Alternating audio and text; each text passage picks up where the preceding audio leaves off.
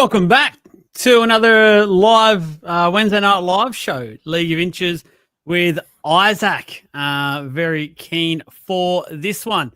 Let's just go straight to the man himself. I'm not even going to ask how everyone is. Let's just get straight into it, Isaac, because we've got a pretty loaded show again tonight. You want to talk firstly about a guy that we put a post up about a couple of, I think it was, it's been a massive week, but I feel like it's a couple of days ago. Probably not, probably this morning, to be honest. But talk to us, Sandon Smith. What are you hearing? Yes, the man of the hour, it seems. Seems everyone wants a piece of Sandon Smith. Now, as many of you would know, he is currently on the outer due to something that's going on in rugby league that we will get to. But he is on the outer at the Sydney Roosters. Now, originally when we discussed this story, the main development that was coming out is that Sandon Smith looks set to sign a 2 to 3 year deal with the Newcastle Knights. Now, that was reported yesterday. He has met with Knights officials and that he was, due to tour their facilities with the hope that he would sign that deal essentially immediately. From 2026 onwards. Now, the hope was that for Newcastle that he would come in as their hooker, potentially as a bench role as well, but they wanted to bring him in as their hooker, which is interesting because he's obviously been playing in the halves over at the Roosters. Now, since then, his manager has actually come out and said that there are quite a few clubs who are chasing him right now. And, he's not set in stone anywhere yet. Now, the clubs that have been mentioned are the Canberra Raiders, the St. George Illawarra Dragons, the South Sydney Rabbitohs, and the North Queensland Cowboys. So there are a few options there, and his manager has come out and kind of laid them out. Let the Mole know. Actually, he passed the info over to the Mole, and so at the he's kind of come out and made clear that he's still not been granted that release by the Roosters yet, so no one can formally table him an offer as of yet. But look, by all reports, and a few people of the Knights have kind of let me know that the Knights are probably looking the likeliest for him at the moment. I'm a big fan of this signing, to be honest. I know there's been people out there that have been bagging it, and it's just it's a typical Knights signing, things like that. But what are your thoughts on it? Are you actually a fan of the signing itself? I don't mind it for the Knights. Now, I would have preferred it if he was going over there to play in the halves. Now, honestly, if they didn't have Dylan Brown going there, I actually would have loved it, and to see Fletcher Sharp and Sandon Smith kind of partnered in the halves. I don't know what it kind of looks like with him going over there and being, a specialist 9. But, there were reports a few weeks ago that the Knights had their eyes on a hooker. It's now been revealed that he is the hooker that they had their eyes on this whole time. So it's definitely an interesting one. I'm not sure how much I love it. I'd need to kind of see him, with a full preseason at 9, kind of, getting used to playing in the middle, stuff like that.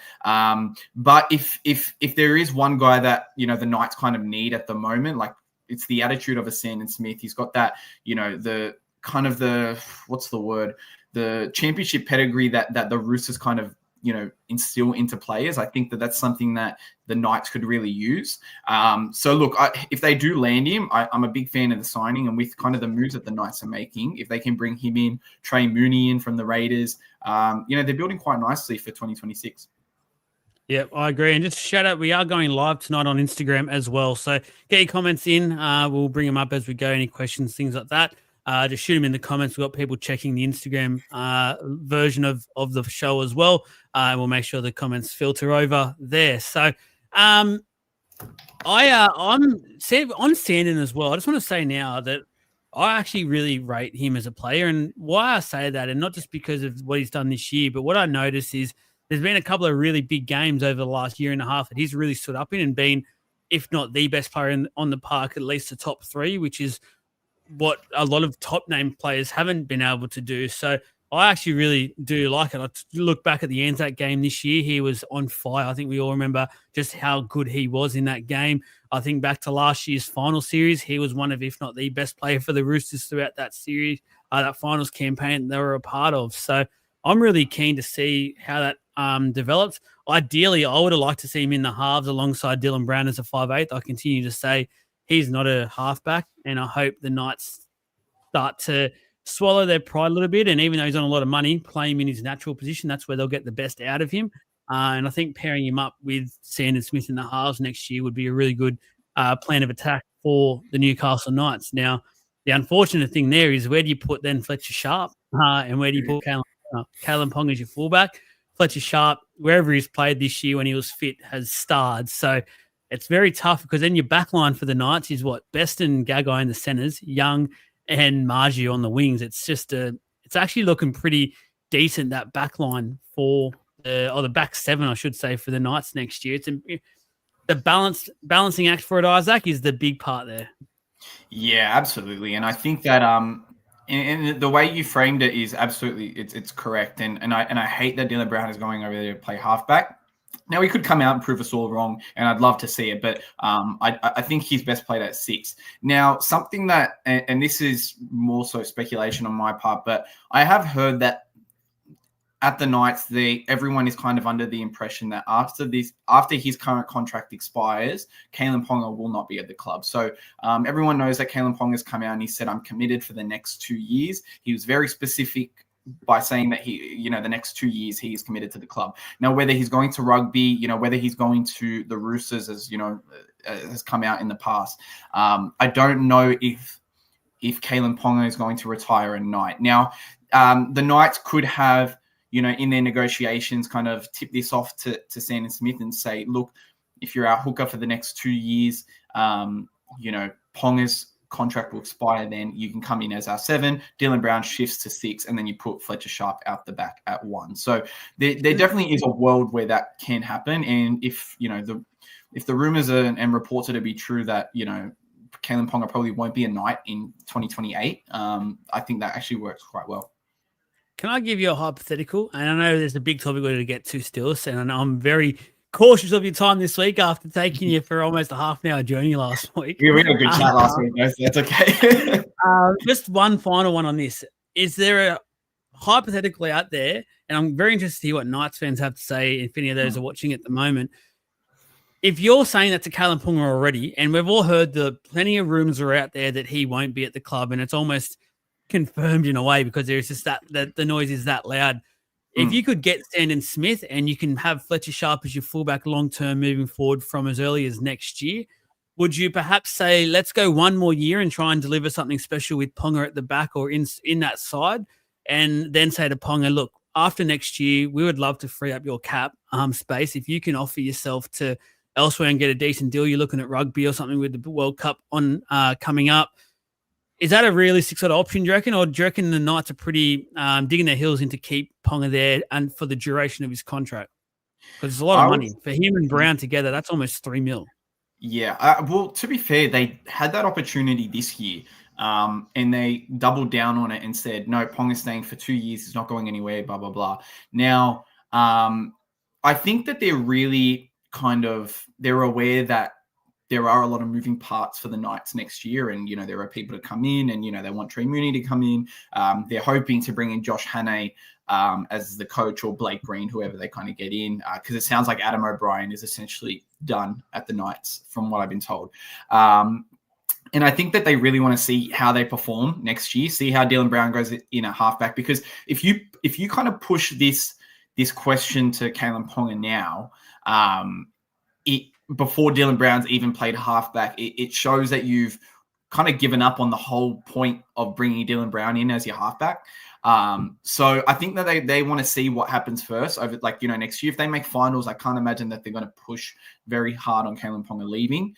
But if they struggle next year, if they have another year like this, I can't see Kalen Ponga.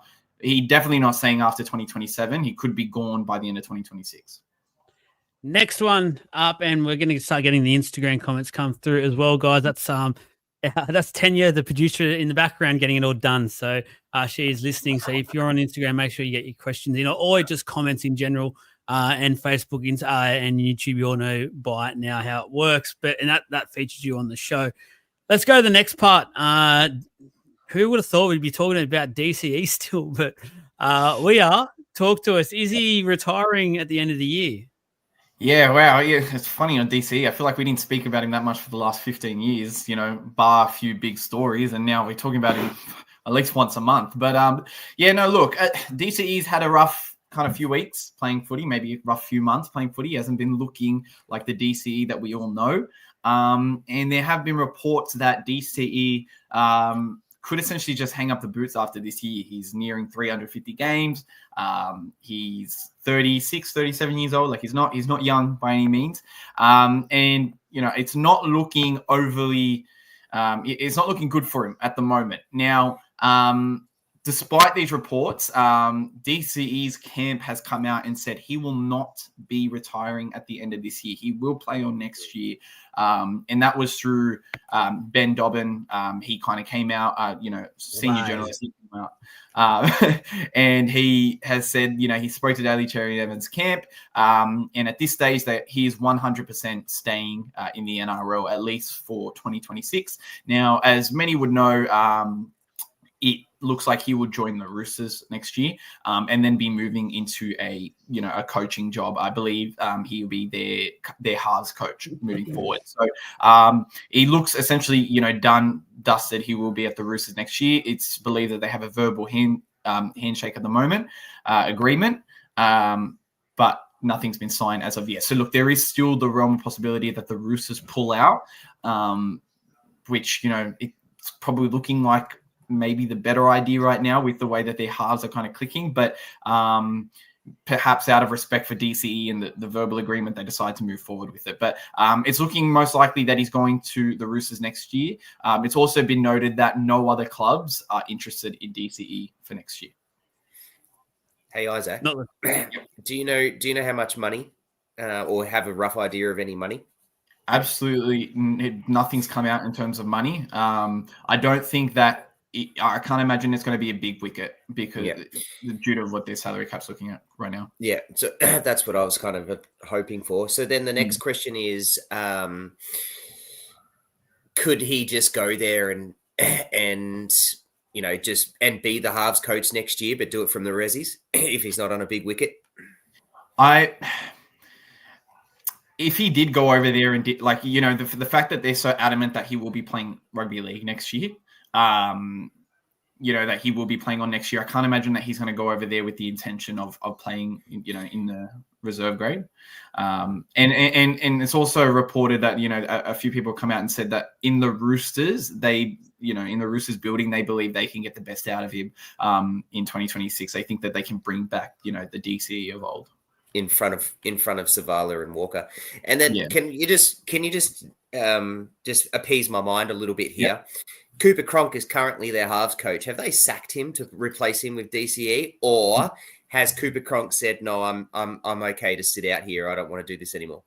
The only news on that is that he will be moving on, I believe, after either this year or next year. So is it this year? There you go. Yeah. So and it lines up very well. Like you're going to have DCE coming in. Is DCE going to be learning off Cooper Cronk? Probably not. Now. They haven't come out and said whether they've said, because the Roosters have actually come out and they have not said that DCE is going to the club. So they're very tight-lipped on the whole thing at the moment, but I wouldn't be surprised if they've perhaps given him a tap on the shoulder, with the hope of bringing in DCE. That's crazy. So unreal. That's crazy, man. Like this Cooper Cronk and you've got DCE. And I'm not saying DCE is not a bad half. Like that's nothing at all, but damn, like, wow. Okay. Yeah, cool. The way things have played out. Yeah, I think when they originally kind of made this whole plan, they had they had the idea of either Sandon Smith or Hugo Savala, who, both fairly untested, ton of potential, but fairly untested. Then you're getting the Queensland captain, the Manly captain, coming into this season, everyone would have thought he would be maybe a top 5 halfback. He's just dropped off dramatically, and now it's looking like it's looking like they've probably put all their eggs in the basket a little bit too early. And look, there is every chance that they just pull out of this. So I've got something to add on this. Just quickly, there's a few comments about this on Instagram, so I'll quickly ask it and then we'll go back. Because I believe the answer to this is no at the moment. I'm interested to see if you have heard anything. Tino to the Eels, have you heard anything there?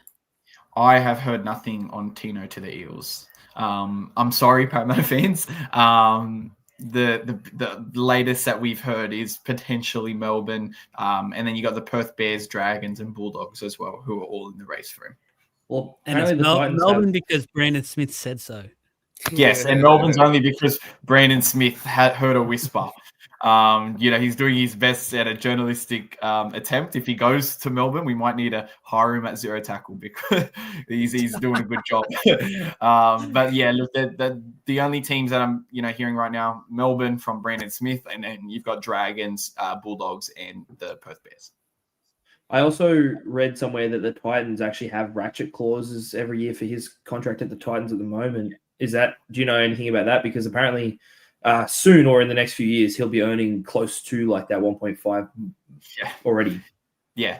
He's got ratchet clauses in his contract. And so in the next few years, that 1.2 that he's on can just kind of keep climbing up. So he's on the greatest deal I've ever seen.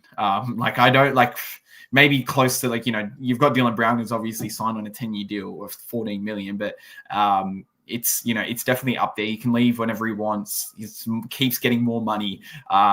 He's got to have to probably leave for either more money, which I can't imagine anyone's going to offer him, or a chance at a premiership. Yeah, a chance at a premiership. Less money and more realistic chance of winning at least one, maybe two competitions. Just back now to the Sam Walker DCE thing. As the days go by, I'm just shocked that the Roosters haven't hit this on the head and said, we're not interested in DC anymore, because the more I watch Sam Walker play, the more I just think the Roosters have rocks in their head if they risk putting someone else in that club, even if it's just short term for a year, maybe two. I just think that's going to disturb everything. Sam Walker, to me, has shown he's come back remarkably well from an ACL, which I thought he would have taken at least the end of the year to get himself right. He's a superstar of our game in the making. And if I was him, I'd be pretty pissed off that the Roosters don't have the faith in me to lead this club moving forward. And they think they increase their chances by bringing DCE in. I just think their increased chances for next year are already there with Sam Walker fully fit for a whole year. Like, that's how important he is to this club. And having either Sandon Smith or Savala next to him in the halves for the year, that for mine is a potentially premiership winning halves pairing in itself. I just think DCE, you risk upsetting so much there. Like, there's so many players who have been at the club now for so long. They realize how it works. The Roosters are quite a special club in terms of how they go about things. I think they sort of have this outsiders mentality. They look sort of down on everyone.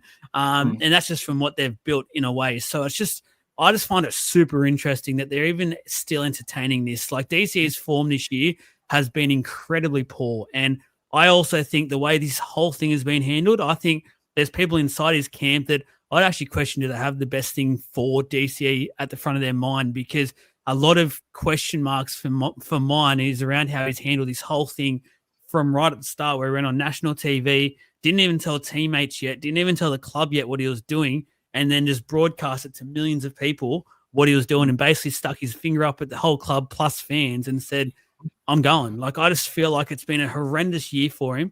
And if I was Roosters, I'd definitely be getting out. Yeah, no, absolutely. And the poor thing for DCE and making an announcement that quickly is, even if the Roosters do pull out, because no other team is interested in DCE right now, he would essentially have to either re-sign with Manly, which they're not going to re-sign him now. They've got Jamal Fogarty coming back, who is a lot better than DCE in 2025 and 2026.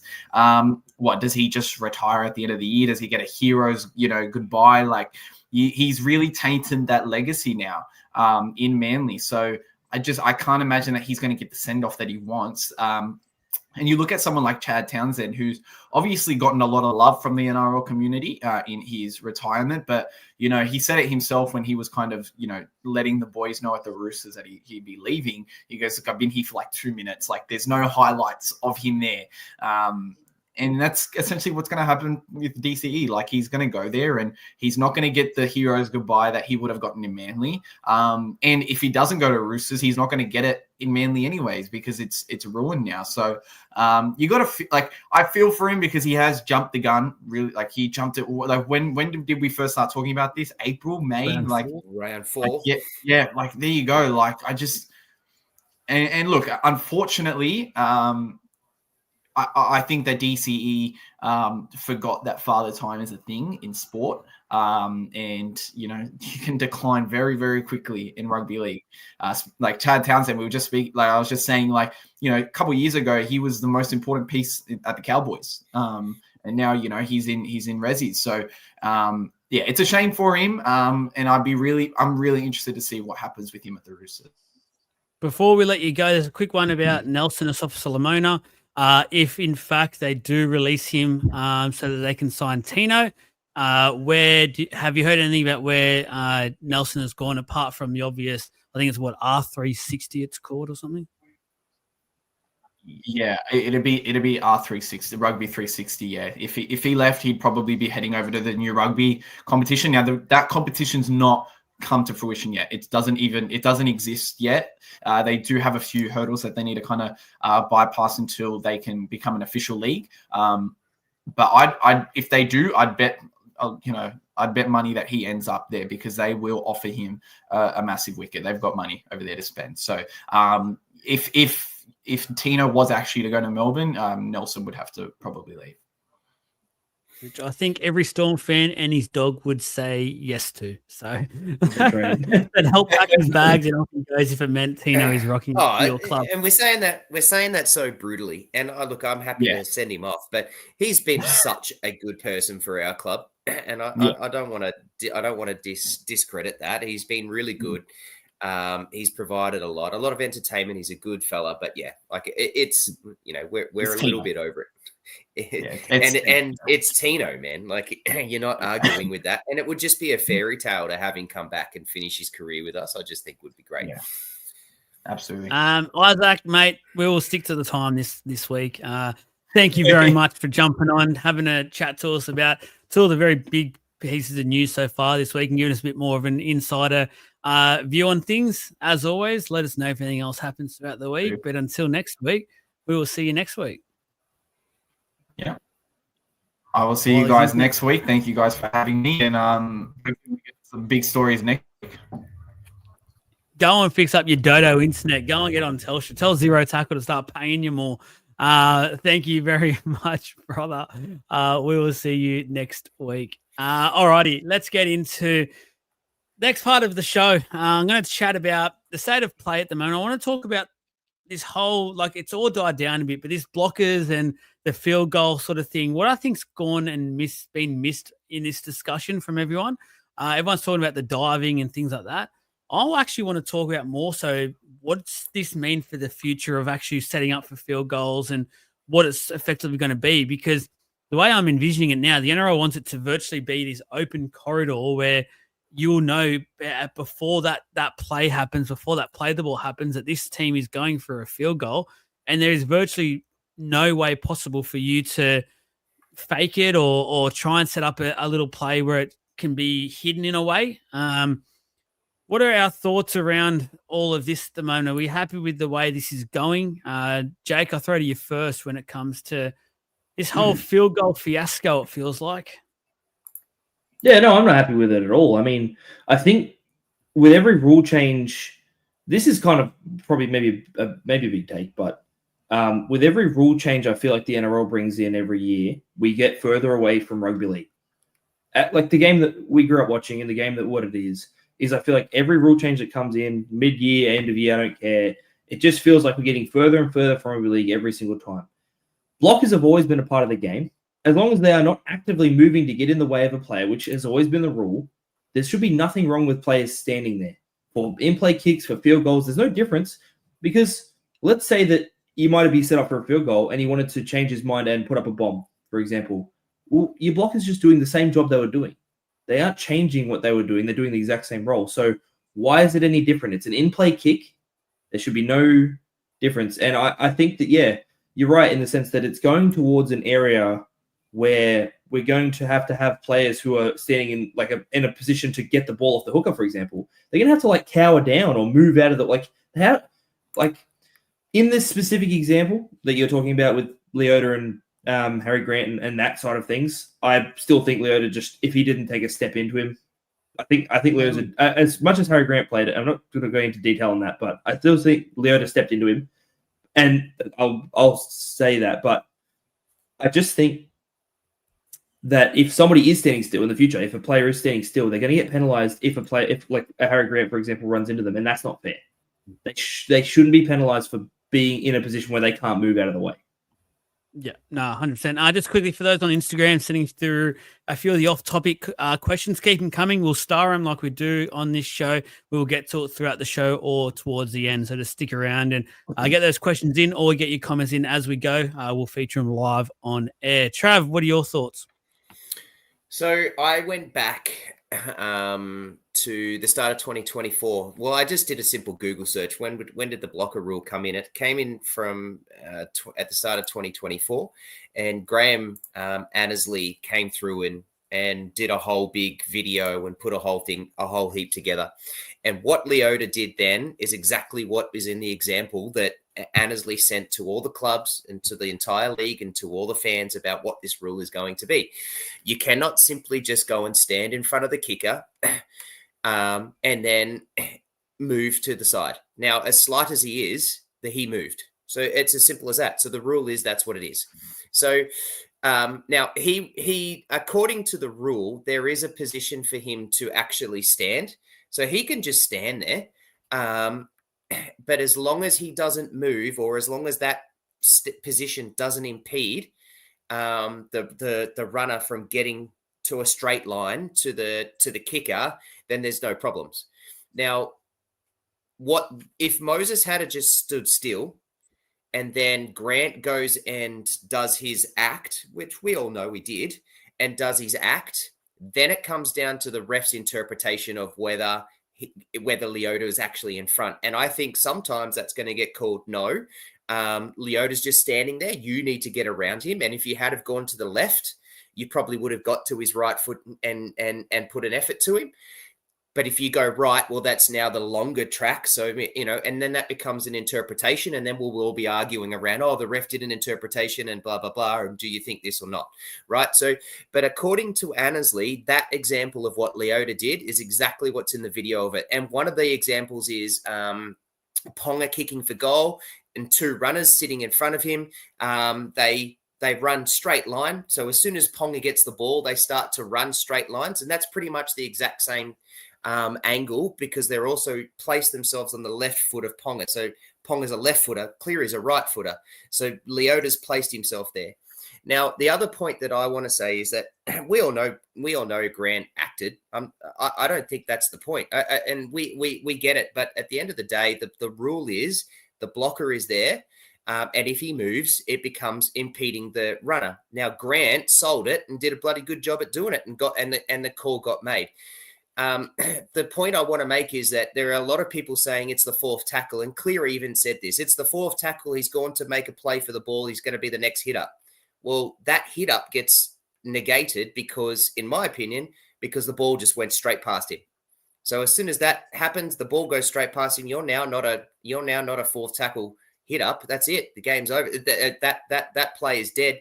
You don't become that. Now you're a blocker. So in my opinion, yeah, I don't know if I've answered your question there, but I'm just trying to give my interpretation as to basically what Annesley's put out there, and what Annesley put out there at the start of last year, which didn't get reiterated this year. It hasn't been because that was the rule last year and everyone knows the rules from that. But to the letter of the law, that's what it is.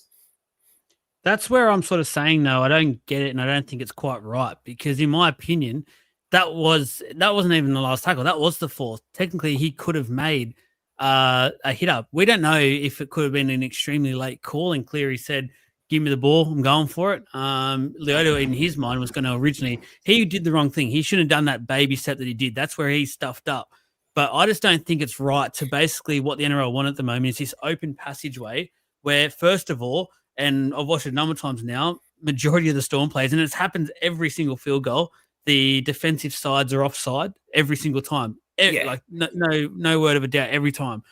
But that's going to make things so much easier to put pressure on and get there. And field goals are hard enough as it is. I just don't agree with the fact that the NRL seemingly want it to be an open passage. Don't be in the way. I just think that's wrong. I think a field goal, there's sort of a set piece to it in a way. And as long as you don't impact directly by moving into someone's line of sight, as long as you don't put a wall in, basically, it should be playing on, in my opinion. So I'm going to challenge the thought of what you said about Leota there. So you're saying Leota wanted to be the play of the ball. You tell me, well, find me a situation in the game that happens more than a handful of times where the front rower is standing still when he catches the ball and goes for a run, because Leota didn't move. The only time Leota moved was because Leota was standing still at the play of the ball. He was standing there.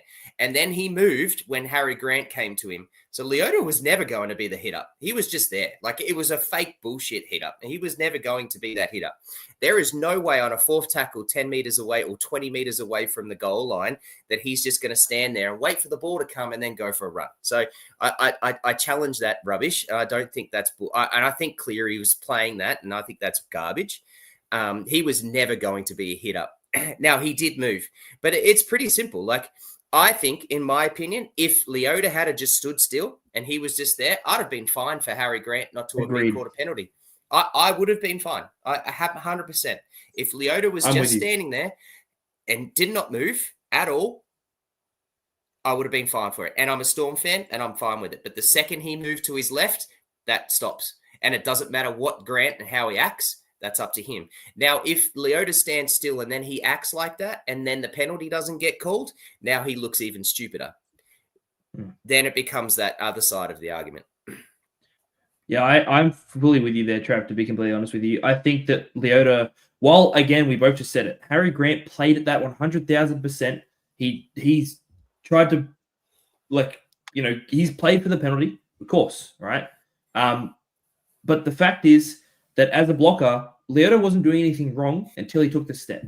Like, in any other situation, I would have thought the exact same way. The person who is blocking cannot move towards a defender, and he did, and there is nothing more to it, in my opinion. So what you're saying, Joel, with the whole, creating this open passageway, in that exact scenario, would you say, the way that should have been handled, let's pretend Moses doesn't step, right? And Harry plays for the penalty the same way. Do you agree that the field goal should have counted, or that it shouldn't? Do you think that it should have been? That's what I mean. I'm saying that the field goal team should be allowed to actually do something to make it a bit harder for the defensive side to get there. Not, as I said, don't put a wall or something up, but you should have a forward there looking like he's going to take a hit up. Like I said, it was the fourth tackle, for instance. There was a realistic chance that Leota could have had that run. Now, obviously, that has changed, and granted what Trav is saying, but at the same time, they were about, 13 meters out at the time. There's no way Leota's going to take a full-on charge at the line either, because he would have got to about 3 meters out, and that would have been impossible to take the field goal attempt. So he probably could have just taken a little jog up to the line, get to about the 10, and then pass back to Cleary, who's probably sitting on about the 20, 25-meter line. So, but that's just all I'm suggesting to do. I just don't agree with the fact that it feels like the NRL are trying to make it so there's this open passageway. I just don't think that's the right way to go about it moving forward. That's all I'm going to sort of say on it. But how many times has there been an open passageway to a field goal, an example? We've never had this conversation where, I think we're overreacting. This is a massive overreaction, because this free lane or this, tunnel that we're all looking, that you're asking for, that you're saying that the NRL are looking for, doesn't actually happen. So I think this is just an overreaction to something that happened on the weekend. When you say open passageway, Joel, what do you using again that game as an example? What should Moses Leota have done to create what you're thinking the NRL want, if that makes sense? I was happy for him to stand there. I'm happy for him to stand there. And last minute, it's a change and Cleary's called the ball. I'm happy for him to stand there as if he was going to take a hit up. Last second switch, and Kenny's thrown. It was what has happened. This is the thing I think you're both overthinking here. I'm saying what's happened is fair enough. He shouldn't have taken a step. I'm saying that. But what I'm Okay, saying yeah. is, since that has happened, the Leota stuff, it's felt like the NRL are trying to push a message out through the media to say Leota shouldn't even be there to start with. And I don't agree with that. I don't like that. There should be They able didn't to say have that, people though. there. They didn't I say haven't heard that. that. Yeah. They Okay. didn't. No, We're no one's moving on. actually We're said going to that. move on. No, it's fine. It's fine. I We'll just haven't move heard on. that. I haven't seen that in the You're media. But it's overthinking fine. it, so we'll move on. Okay. Next up, Jake, you wanted to bring this one up, so I'll let you start. Dean Ritchie's article on the Eels, and basically insinuating, I'm very keen to hear some Parramatta fans about this.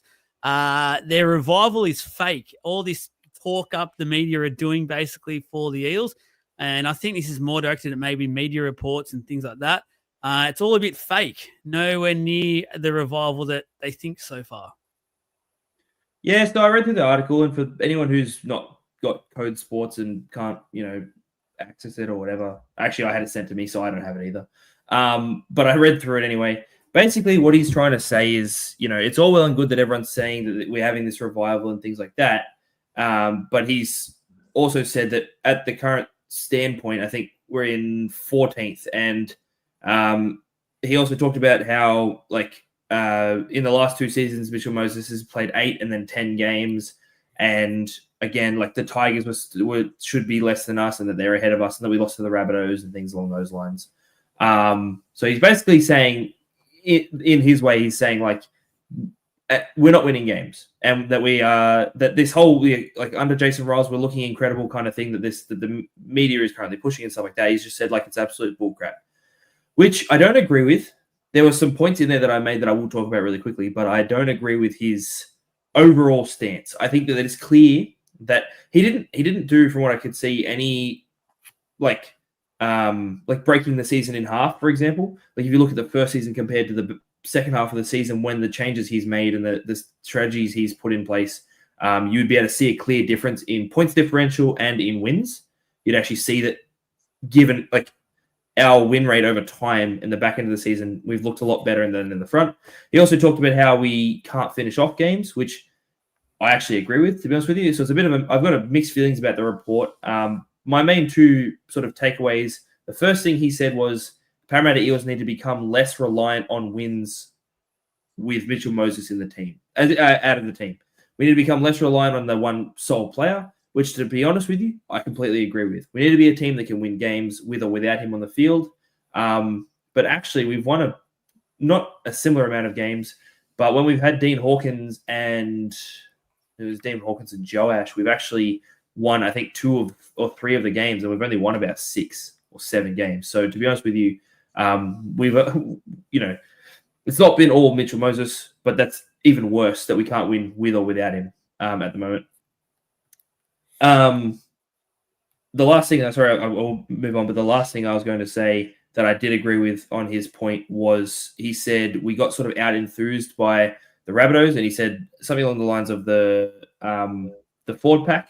But at the same time, my point there is it's a young forward pack. It's a very, very young forward pack. And if you look at there is a difference between the start of the season and now, because basically he had to take some time to clear out the dead wood. That's where it's at. Our young future spine and what that we are, other than Moses, obviously, who does need to step up, but he can't do everything on his own. He can't, and no one can. So that was my take on it. I'd like to hear your guys, but that's where I'm at.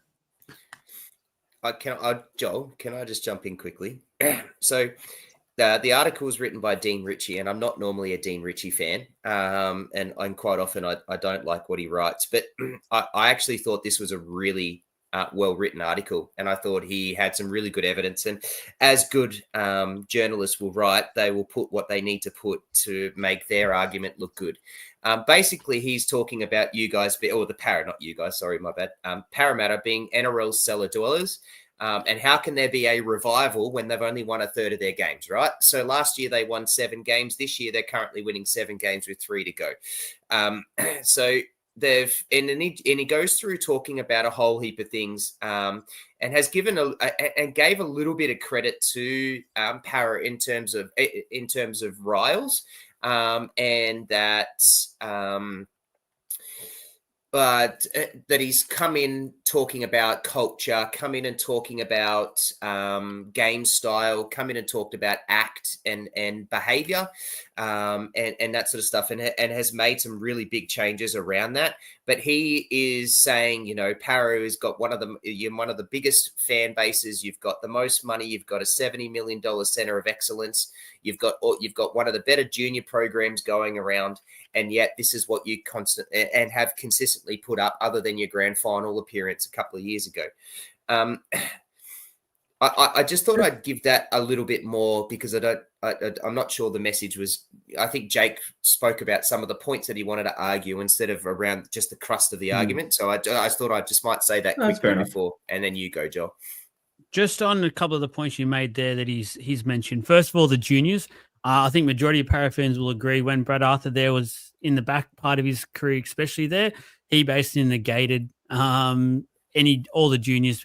Our junior system was horrible. I could swear right now, but I won't. It was a dog's breakfast, really. So we've muchly improved that over the last year and a bit so far, and that looks like it's improving a heap more. The Centre of Excellence that he's going on about has only just been built 2 months ago. It's only just been open to the public. So it's a bit hard to spruik and to recruit people that are over a Centre of Excellence when it hasn't been there. We've been working out of demountables basically for a couple of years now. So I'm not sure what he's talking about there, but I think he needs to go back and get some of his facts right, Dean Bulldog Ritchie, because he's trying to bash a club, and I'm being one of the most critical of this club. They know it as well. But some of those things are just downright stupid to even bring up. So I'll say that now.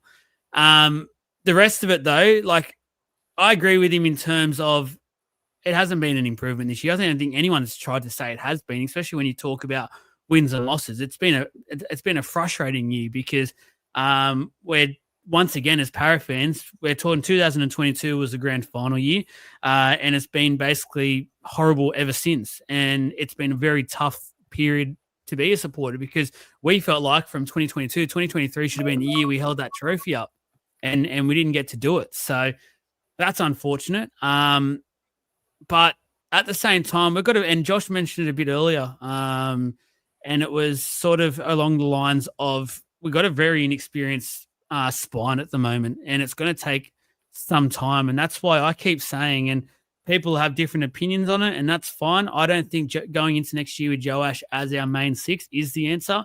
I continue to say I would be going after Sandon Smith to have just a bit more security there next to Mitchie, because at the end of the day, Mitchell Moses has played, he's coming off 2 years now, where last year he played 8 games, and this year so far he's played 10. So the most he can play if he plays for the next 3 will be 13. That as your main guy in, first of all, the salary cap, your captain, things like that, isn't really good enough. And unfortunately, most of those have been out because of rep football, which is a different argument in itself. But it has been a very frustrating time. I don't think it's necessarily, what were the words he used? He basically said it's fake. I don't think it's fake. I think what people can see is the fact that there is some really exciting players coming through, which it hasn't really been in some time. Isaiah Iongi could be a franchise player for us for 10 years. And that's really, really exciting, excuse me. So I just don't think it was that good of an article, really, if I'm being honest, especially some of the points he tried to make, which I just think is flat out not true. Jake? Yeah, like I said, I had very mixed feelings about it overall, because there were some points, but I was gonna point out the Center of Excellence thing. Like, he's trying to make it sound like we have everything going for us, where, to be honest with you, like, yes, we are a club who should be in a better position than we are, and I'm not disagreeing with that. But you're not going to say, oh, you have this $70 million Center of Excellence. Yeah, we do. We've had it for, since yesterday. Like, cool. That's great. It's not going to do its job of, like, attracting and recruiting star talent, like helping to do that and things along those lines. And like, the main thing for mine is that it feels like the main point of it overall is that he's bagging out Riles, not bagging him out, but just trying to say, like, hey, he's not actually doing that good. Again, my biggest point on this is Riles has come in and he's seen, I don't know how many people we've got rid of. We got rid of a lot of people this year, and he's seen all these people and gone, hey, you're not going to fit my style. And that's going to probably cause some friction. Like, there's been issues with that kind of thing. Like, I know it hasn't really been reported on, but basically it's going to get worse. We said it's going to get worse before it gets better. And so far, I think we've seen it get worse, and it was start of the season. We saw it get worse, and it got bad immediately. And we've been clawing our way back up from that slowly. Like, there's clearly green shoots. And one of the things he said in the article was, yes, everyone's saying there's green shoots, but that doesn't mean much when, like, in all the other competition, it's also looking pretty good. So, like, it's still positive. We're still seeing improvement. So I don't see what the issue. Yeah, I think it's a job to bag us out. Overall, that's what he's trying to do. He's got clicks and he's got people talking about him. So he's got what he wants. At the end of the day as well, Riles has also made some really big decisions this year. So he's let go of some really experience in his squad. Players like Joe Offahengawi, Sean Lane, RCG, Clint Gutherson, Cartwright. Like, there's some massive names there that Riles knew he'd be making a very tough. Yeah, Madison as well. He'd be making a very tough call to do that. Brennan Hands as well, I'll throw in there, but he was making a very tough call. He knew this year was probably going to be a really tough year, but my thing is the pressure is actually on him for next year now, because he's got a lot of these players out the door. He started to bring in a lot of the players that sort of he wants, or train them into the styles that he wants. So he's all of a sudden very quickly, probably not ideally got his squad, but he's got a group of players that he thinks can cater for what he wants this football team to look like moving forward.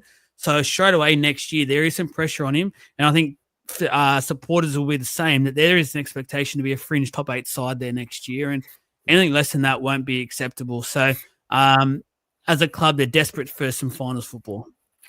Yeah. As a neutral.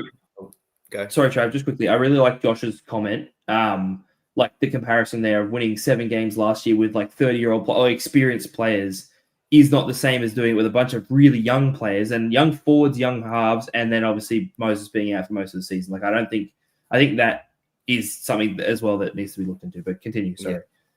Yeah. As a neutral, in the first few weeks, I actually sat on this podcast and told you boys to settle down.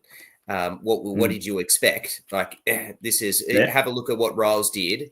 And this is exactly what you're going to have. And I said, this is probably what it's going to be like all year. Curb your enthusiasm for your hatred for your own team and just wait.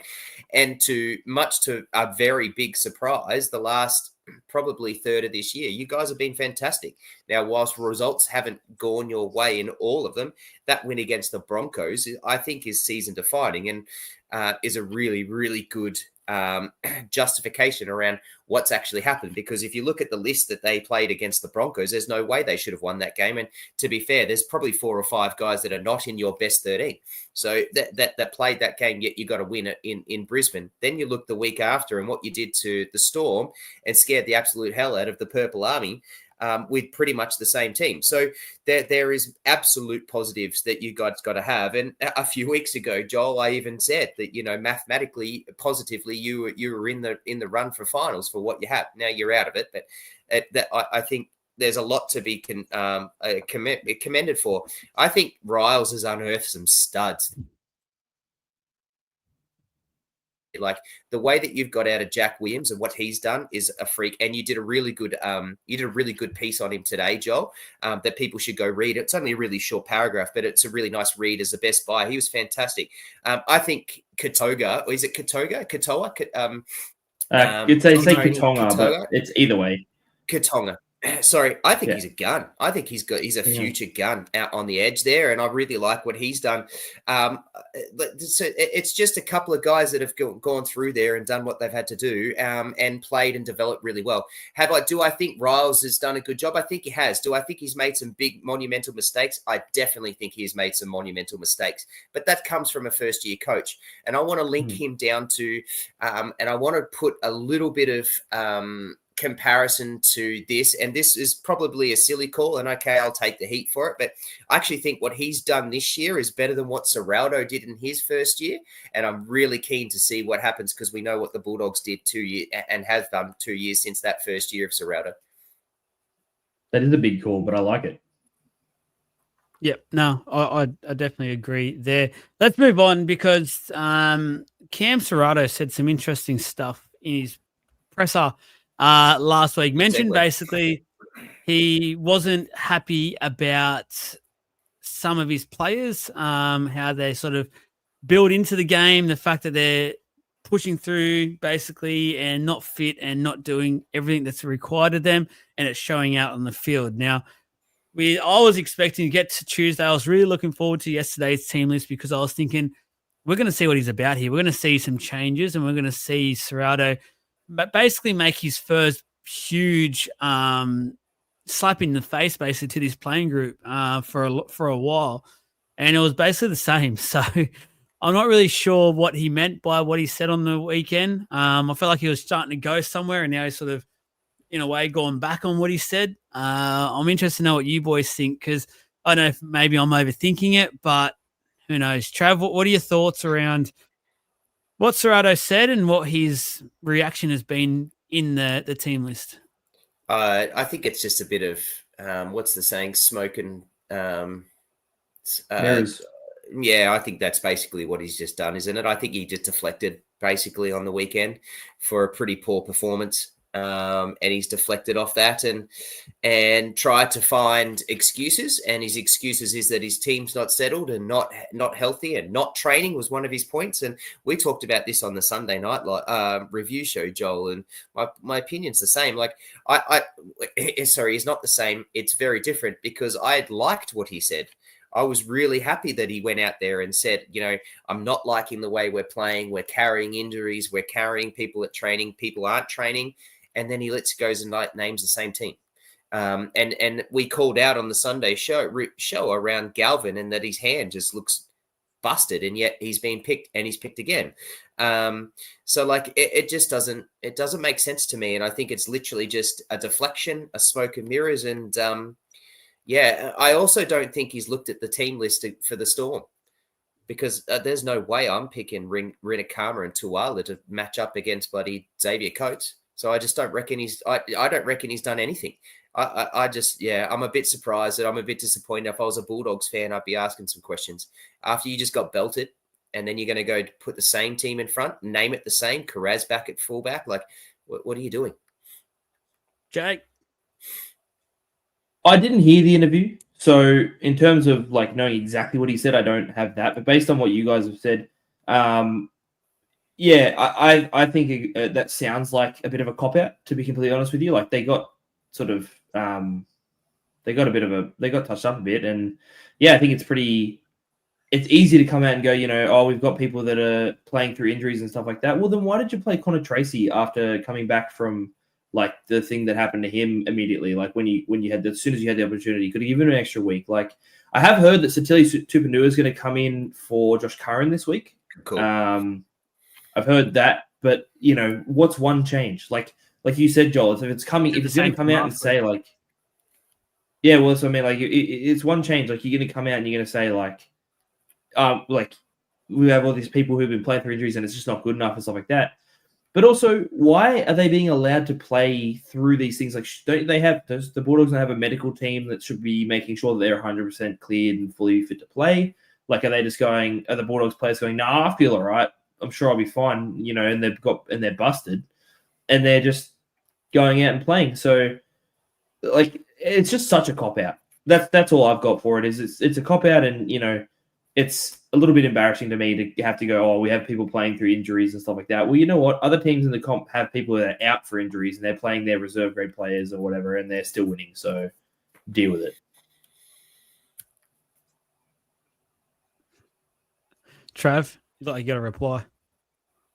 Oh, no. I just was looking at you and you froze. And so I was going to bet. I did say that they named Carraz at fullback, and I didn't scroll down far enough. So Connor Tracy's back to fullback. They put Connor Tracy at and then put Carraz at on the wing. But my point still stands. Like, I don't think he's looked at the list. I don't think he's done any matchups or he really thought about this.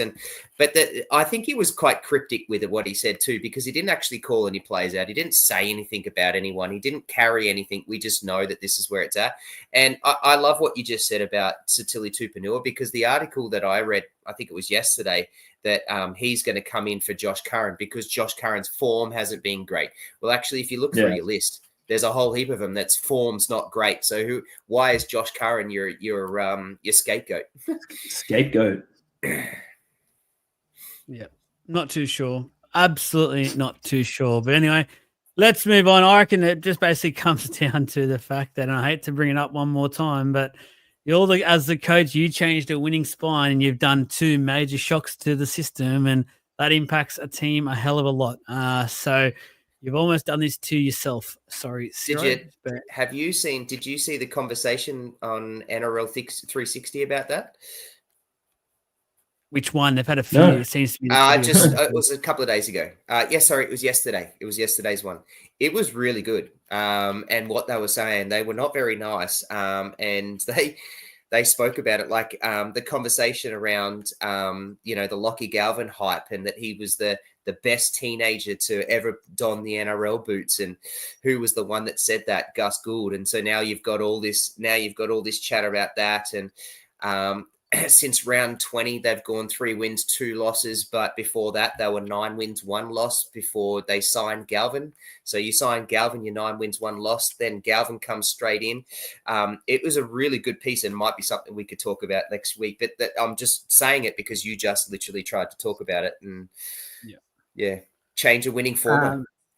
I'll go into something that wasn't on the rundown, but just has popped up tonight, obviously breaking sort of news around the Tino Fa'asau Mala'awi.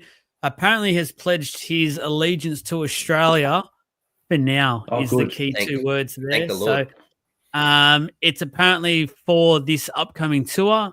He will be playing for Australia. And then I'm hearing that World Cup next year, he very much has his sights set on playing for Samoa. I just have said all along that I love what's happening with this international game. I love the fact that these big name players are going and playing for their family heritage and things like that. Love it. And I don't get what Gordy's big fascination is about this whole, if you play for Queensland, you've got to be Queensland. Like, I don't get why he's continuing on about this for 3 days now. What I don't like about this, though, and this might surprise a few, I don't like the fact that he's apparently said to those close to him and those in the know that he'll play this upcoming tour and then he'll change over to Samoa. If you've got your mind set on playing for Samoa next year in next year's World Cup, do it now. Like, I don't like the fact that someone will play for Samoa this year in this upcoming little tri series that they'll have between Tonga and New Zealand, which is going to be an absolute cracking series, by the way. But someone from that playing group, that forward pack, will now miss out on playing in the World Cup next year because Tino will walk into that side. He'll moonwalk into that side. And one of those young guys will be out of a job effectively. I don't like that. If you want to build for something and you want to be all in with this international side, which I'm sure he will be when he does join, do it now. Don't go and be on an England tour for a month and live it up and then come back and then go, I'm going to go to Samoa. I don't like that. I don't know if that's something that you guys agree with or not, but I'm just, it doesn't sit well with me. Look, I mean, we need him because we need him. It's as simple as that. But why doesn't he go now? Why is he going to hang around and have one more hit with us? Because he wants to do the Ashes tour and he's going to get paid for it. Simple as that. So he wants to go and then he'll sign for Samoa, and then he'll do this and pledge for Samoa once he goes and does the for the World Cup. And that's what it's about. And I hate that. That sucks. I agree with you. I think we should read through the lines here and say, well, no, if you're going to go, if you're pledging with us now, that's it. You're pledging, and I think the line needs to be drawn for all of them. You're pledging for Samoa, awesome, go and play. That's it. You're done. Samoa is your team. That's where you're at. If you're pledging for Australia, done. That's it. You're done. That you can't go any further. And that needs to be done. I think we need to stop that. You've all of a sudden had this outburst of about 50 students that have apparently started appearing in comments across everywhere. Instagram has overflowed. Good luck, Tenya, getting those across. There's a million, and they're starting to light up. But what's your thoughts on the Tino apparent announcement? I guarantee, first of all, that these guys will message each other and say we're all going to message on at the exact same time because it'd be funny. So they're all getting a good laugh out of this. Hi, everyone. Secondly, I'm a big fan personally of pick and stick. You pick your country you play for. I understand that there's the rules around like the second tier nations and stuff like that going on and whatever, but just think pick and stick, and that's it. Like Tino, as much as I wanted him to play for Australia, I wanted to pick that as his I keep going to say club, as his nation to play for. Like, it should just be the I don't mind him playing Origin and playing for another country. I can live with that. But it should just be once you have chosen your country, that is it. That's all. There's no more to it. Even I understand players love, they might come from Samoa, they have parents from Samoa and Tonga, for example, and they might love both and want to represent both, but they need to pick one. Unfortunately, I just think that's how it is. Yeah, no, I agree. I think, especially coming into a World Cup year, I reckon you need to be pledging your allegiance 12 months before the World Cup year starts and actually be there and commit to changing. Like this for mine, like if Samoa and Tonga are serious, they're effectively picking and naming their World Cup sides in this series coming up, and they're building into next year's World Cup. Like they need it. They need this series because New Zealand, Tonga, Samoa will be three of the big dogs come next year in the World Cup. They'll be three of the main teams to beat. So if Tino's feeding him about playing for Samoa, go and do it now. It is my only thing about it. And I totally with him still playing State of Origin. That's a whole different argument. We won't get into it, but I'm not with Gordy there at all. And it actually makes me cringe every time he tries to be all macho about it and tries to put anyone down in that panel when they say it's just pure blown old school views. Simple as that. That's all it is. There's a couple of really big games coming up, guys. We're getting to our tips, but first of all, we'll do a little bit different, and we're just going to go into it and give our reasons a bit more why for two of the big clashes that are coming up that I simply cannot wait for. The first one, obviously, it's both Friday night games. For mine, no disrespect to the Warriors, but I think these are the four best teams in the competition at the moment. The four teams to beat. And I love the fact that we get to sit back to Friday night and watch this. So first up is Penrith against the Canberra Raiders at Mudgee. So no home ground advantage for anyone. It's going to be very cold, perhaps miserable. Once again, it feels like the rain is on its way for another weekend. How good? Not. But anyway, that encourages us to sit back and watch some football, which isn't the worst weekend either. What are we thinking here? I've got to say I'm really liking the Penrith Panthers for this game. But there's also a part of me that knows what Ricky Stewart's like, and he will have the Raiders foaming at the mouth for this clash to say, go out there and show this competition that we are dead set serious in this comp this year. Start taking this a bit more seriously than you all are, and here we go. So I think Isaiah Yeo playing this game is crucial to Penrith winning. In saying that, though, they put in a hell of an effort last week without him, and I think some of their forwards like Isaiah Papali'i and Sorensen really stood up in the absence of Yo. I think I'm really, really excited. I think Penrith will get it done, but it's going to be another one of those close ones, Jake. For me, I've got the Raiders, personally. I agree with you in the sense that I think that Ricky's going to have them just up and fired up and ready. I do think it's going to be an incredible game, personally. Tristan, just to answer your question, I think the top 8 is settled exactly how it is. But yeah, I can see it being really close. I think it'd be funny if it went down to a field goal again, but I actually could see it happening again, to be fair. But you're right. I think Isaiah Yeo, because he's obviously listed on the extended bench, him coming in, and he will. I have no doubt he'll come in. Otherwise, they're not going to sort of name him there. I think that's going to be a massive inclusion for them, and it's going to change the whole game. If I was going to estimate sort of scores, I think it's actually going to be a very low scoring one. I'm sitting around, I reckon, 16 points on either side would be the maximum score I'd say the team's going to score. Not total for the game, but yeah. Trav? Panthers could win them. You go, sorry. I think Jake's being thrown off by all these students. Yeah, what was that? I am. Don't worry, I'm all over it. I'm all over the shop. You're right. Too many of these students coming on saying hello. Interesting game. I love that it's at Mudgee. How good. Take more footy to the country towns. So I just wanted to call that out first. Raiders off the bye, I think, is telling. And I really think this is. I think the Raiders win this game. Yo is a late male. and definitely, and word is that he's definitely going to play. But even with him playing there, I still just think the Raiders they just have enough. And coming off, they have more than enough. Their pack is just unreal. The form that Fogarty and Strange are in next level. Their wingers and edges I think next level. And I just think across the board, there's only so much Cleary can do here. And I'm loving what Talangi's doing. And I'm loving the way that combination's happening. But I just think the form off the bye for the Raiders is just huge. And I think the Raiders win off Fogarty's kicking game, which is funny to say because Cleary's an amazing kicker. But they win off the back of Fogarty's kicking game, which is pushed off the back of their forwards just dominating.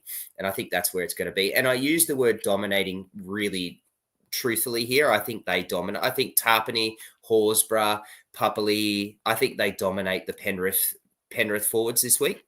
And that's where they win. Jake, stop making your students do theory, by the way. Just going to be the spokesperson for... What a terrible teacher to make him do that. Absolutely. Get out there and do as much practice as you can while you can. Forcing my... And yes, PE teacher, there is no theory in PE. And it's all sport. Get out there. Forcing my students to learn? How dare I? What a terrible teacher I am. Man, I haven't watched too many of these because if you're teaching them, I feel for them. So we might have to get out there, Trav. We'll get out there for a week and we'll help you guys learn a few things. I'm not going out to Condobolin. Hey, hang on. That's half our audience at the moment. We love you, Condobolin. Yeah. Next one up, Storm against the Bulldogs. I was going to say your opinion? What was your opinion? I've already said it at the start. He said at the start. Yeah, I thought you would have said a hell of a lot more than just that's off the back of Yo. But okay, go. Get up in trap. Oh, you've lost them now. Look at this. Look what you've done, Trap. Condo hates not tolerated. They're gonna come out. Storm Bulldogs, man. Where are you at? Yeah, I'll jump straight in because Joel's obviously internet's cooked. Honestly, I think I'm going to say it's a flogging. Personally, I actually reckon that the Storm are going to trample the Bulldogs. I think Bulldogs are in poor form at the moment, and I could see. I'm not going to say more than 30 points. I'm sitting at. I think it could be high scoring for Storm, and I'm going to say like around 620, maybe 26-6, something like that. That's where I see the score going. Flogging. I'm back. Just on a quick note as well, while we've all got all these students, and Kondo, I'm telling you, I love you. Just make sure you hit that subscribe button as well. Chuck a like up for us. Do all that sort of jazz and help support us. Never miss a chance to plug. And if you do that, I'll be on. Don't worry, I'll be the front of the line, making sure you don't have to do theory anymore because Jake can go and get effed. But I'll just say that one for you now. Moving on, I'm just going to not talk any more about anything, but Storm against the Dogs is the other game. Dogs fans already hate me, but they're going to hate me more after this because I dead set feel like this is a game where the Storm are going to pull the pants down to the Bulldogs, spank them, and off they go. So I'm really looking forward to seeing what happens in this game. I think this game's a huge storyline because if what I anticipate happens, the media, NRL 360, rename it Bulldogs 360 for next week because it will just be continuous Bulldog chat about what's happened and how they've gone so far downhill. And there'll be a lot of Storm talk about they're the favourites for the competition. But I just really don't like where the Dogs are heading at the moment. I think there's too much noise. I think the coach has gone back on a few little messages he's made public in recent time, which I don't like either. And I just think the Storm are readying themselves for a charge. They'll want to have a week off in the lead up to the next couple of weeks. And I feel like if they get this job done, they'll allow themselves to do that. So I think this will be a very important game for the Storm to make a statement. Trav? Yeah, interesting call. I think I didn't like Munster at fullback last week. I didn't think he was great. I don't like him at fullback. I really hope Pappy comes back. He is named on the extended. If Pappy comes back, that can push Munster back to the 6 and then Pez it to 14. And I'd much rather that than anything. I did not like the way, I thought Wishart was excellent last week and pretty stiff not to get votes in anyone's real team votes, but there was some pretty good plays. Like Coates last week was immense, but Wishart, I really like what Wishart did, and he's been very underrated the last 3 weeks and what he has played and how he's played. But I don't like the Pezzett Wishart mix just at the moment with the way that they're going. However, I look on the other side and think of the Bulldogs and think, I'm not happy at all with what they're playing, and I was very high on the Bulldogs and have been for a very long time, and I still think they're contenders because I think they're coached really well, and I think things will fix. But I just don't. I think they'll come out this week and play really well. I just think we get on top of them. I don't think it's going to be a whitewash like Jake's saying. I don't think it's going to be kind of like. You didn't necessarily say a flogging, Joel, but I don't think it's going to. I think it's really close, and I think the beatdown that they got last week by 20 points to the Roosters, which they didn't expect. Is a little bit of an eye opener for them, and I think they'll turn up down in Melbourne and really put it to the Storm. I think this will be a cracking game. I think it'll be very close, but I think there'll be points. There'll be definitely points put on the board. This will be both teams above 20. I reckon there'll be at least 3 to 4 tries on both sides. Guys, I'm just going to let you know now. Get some questions in if you want to ask Mr. Jake some questions. Get some questions in. I'm going to go off the record here and get them in. We will get to Jake and ask them. If you have some for us, get them in as well. We're about to answer some questions. I'll skip past the rest of the tips because you'll see it on our post tomorrow. I'll let us get some questions in while we've got a lot of these Jake fan club in the building. Jake, what are your thoughts on this game? Here's your fanboys, Jake. These guys, first of all, they're loving calling me Jake because I don't let them call me Jake at school. So they're loving the fact that they can do this and get away with it right now. I know that for a fact. In terms of opinions on that game specifically, you already talked about that. I already said I think Storm pumped the Dogs. Oh yeah, that's right. I was frozen. That's right. Sorry, mate. Yeah. No, you're right. No worries. All right, let's get into some questions then. There's a fair few started, and then as I said, you want to ask some personal ones to Mr. Jake. Go ahead. I'll show him and I'll make sure he answers tonight. This is your one little chance. Nate, thoughts on Dylan Brown at center last week? I hate it. I absolutely hate the message it's sending. Riles has been all about planning for the future, and I think this is a couple of steps backwards. And to be fair, I don't think he's been that good in center for the last couple of weeks anyway. He's had the occasional okay run, but apart from that, I just wouldn't be playing him. If he was going to be playing, I'd be playing him at 5'8". He's shown his best football when he's partnered alongside Mitchell Moses, but I just don't get it. Very clear there's some stuff going on with Bailey. He won't be named again and he'll be leaving the club. That's very clear. But Richard Penasini, for mine, should be getting a chance to show what he can do. I just don't get it. I'd argue he's playing okay. Like I wouldn't say that he's playing poorly, but I agree with you in the sense that what Riles has come out and said, we're playing for the future and that type of thing. So I don't get why either Sam Rani, who we've had most of the season, or from there, like you said, Richard Penasini, he's pushing for it and he should get his crack at the end of this year when it doesn't mean anything. So for me, while Dylan Brown hasn't played badly, I'd say he's having 6 or 7 out of 10 games. He doesn't need to be there. There's no point in playing him. There's a comment on Instagram. Joel, please make Borg stop from making us do theory. He makes us do 4-hour-long lessons. Confirm rubbish, or deny? It's a lie. Absolute deny. Rubbish. Well, who was that? You can go over on Instagram after and check it out. But, I tried to look. I was trying to look on Instagram before, but I couldn't. Pac-Man. Oh, he's on the YouTube anyway. Now, yeah. Asking a few little questions there. Mate, you do one theory a week, you grow up, you'll be right. It's a 1 hour, one theory a week. Can you get us to some starred comments while these guys get some questions in, please? We're not going to be too long here either. We're going in a minute. So you've got only a couple of minutes to get any questions in that you want. Any big Parra signings? Jack de Bellin's confirmed. That's about the only one so far. To be fair with you, I think Parra needed 2 more quality signings. There's some money to spend. I think they'll sit back and they'll wait for clubs to start looking at their cap going, crap, we've overspent, and they'll try and pick some players up who have to have their existing club chip in so they get them on a cheaper deal. Cup-wise is actually quite smart, but you're not really preparing well there because a lot of the time you get those players after a couple of weeks into like your November 1s, things like that. I'd like to see us start November 1 with the squad that we want moving forward, and we're all sort of in that together. So, yeah. Next one. Hey, guys, do you think the top 8 settled? Trav, do you think the top 8 settled? Yes, I think the Dolphins are done in ninth place. Seagulls definitely aren't. I think the Roosters, Sharks, Broncos, Panthers, Warriors, Bulldogs, Storm, Raiders are the 8. Jake? Yeah, I think it's set. The top 4 may move around, but the 8 settled. No one else is coming in or out. Yep, I agree. And that is it. That is all we have time for tonight, guys. So I really do appreciate everyone getting around us.